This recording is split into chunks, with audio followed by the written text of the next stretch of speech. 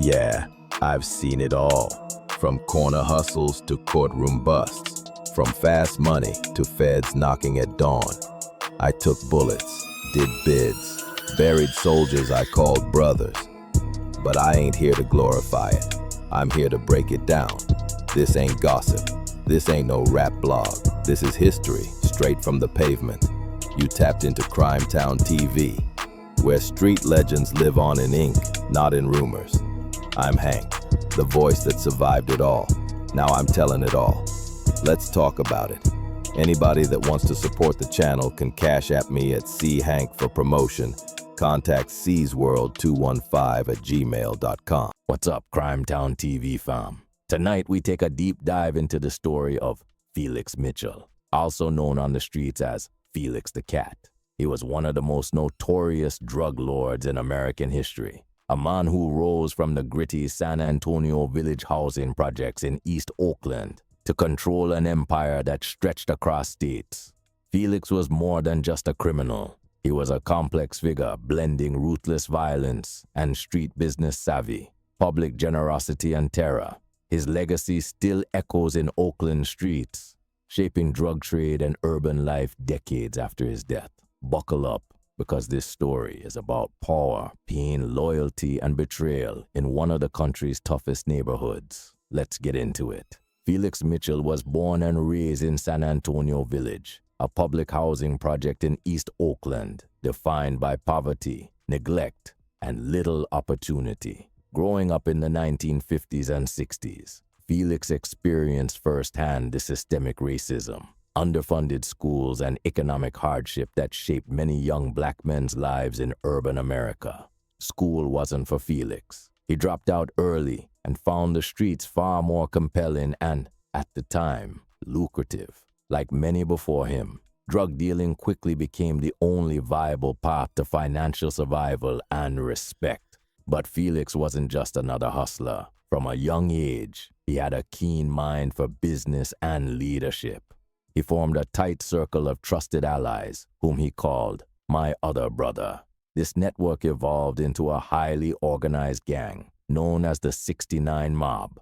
Together they set out to dominate East Oakland's heroin trade in the late 1970s, a trade that was booming thanks to the crackling demand across American cities. By the late 1970s, Felix's 69 Mob had grown into a criminal corporation. But unlike many street gangs that operate loosely, Felix ran his operation with precision and organized discipline. His empire stretched far beyond Oakland, with distribution points from Northern California all the way to the Midwest. At its peak, it's estimated Felix's operation pulled in nearly $5 million a year, a staggering figure for the time. Key to his success was how he structured the business. Drug prices were controlled, dealers were managed like employees, and territory was fiercely guarded. But the business side was only part of his power.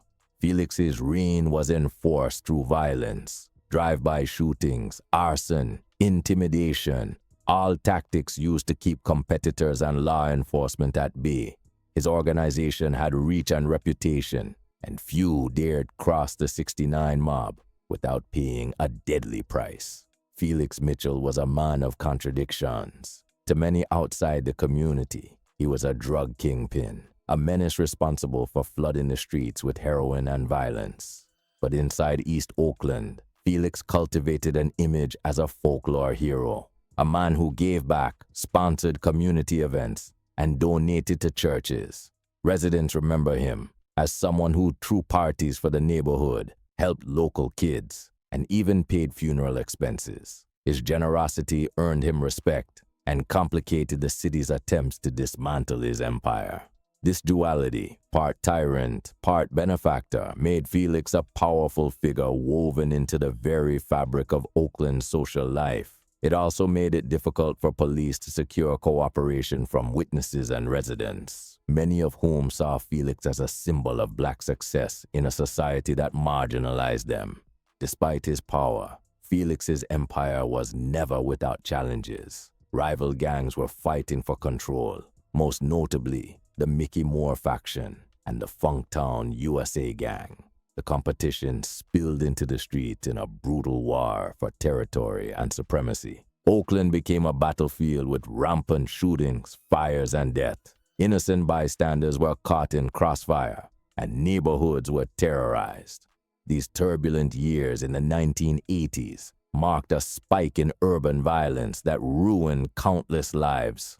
The cycle of retribution and turf wars was relentless. Yet even amidst the chaos, Felix maintained control, largely because of his sheer reputation and strategic ruthlessness. In 1985, law enforcement caught up with Felix Mitchell. He was convicted under the federal Kingpin statute and sentenced to life without parole. The federal law was designed to dismantle major drug operations by targeting the top bosses. Felix was one of the first high-profile convictions under this law. Less than a year into his sentence, Felix Mitchell was brutally stabbed to death in prison, reportedly over a drug debt dispute. His death was met with a massive and controversial funeral. Thousands attended, with luxury cars like Rolls-Royces and even a horse-drawn carriage accompanying his cortege. Many in the community viewed his funeral as a mix of reverence and protest, a reflection of his complicated legacy. After Felix's death, his empire fractured. Without his iron grip, the heroin market in Oakland destabilized, leading to more fragmented gangs, increasing violence, and a surge in overdoses as purity and control slipped. Felix Mitchell's story is a lesson in contradictions. A ruthless criminal mastermind who was also a community figure, a businessman who used both fear and charity to maintain power. His blueprint influenced future drug kingpins across the West Coast. His life illustrates how systemic poverty, lack of opportunity, and social neglect can create figures who embody both order and chaos. Felix's legacy remains a cautionary tale about the dangerous mix of power, loyalty, and survival in America's urban drug wars. This has been Crime Town TV, where the streets talk and we listen. That's all for today on Crime Town TV. Thanks for tuning in and taking this ride through the real stories behind the streets. If you want more legends, more hustle, and more truth from the block to the boardroom, hit that subscribe button and turn on notifications so you never miss an episode. Drop a comment. Let us know who you want to hear about next. Until then, keep it locked and stay sharp. This is Crime Town TV, where the streets talk and we listen. See you next time. Peace.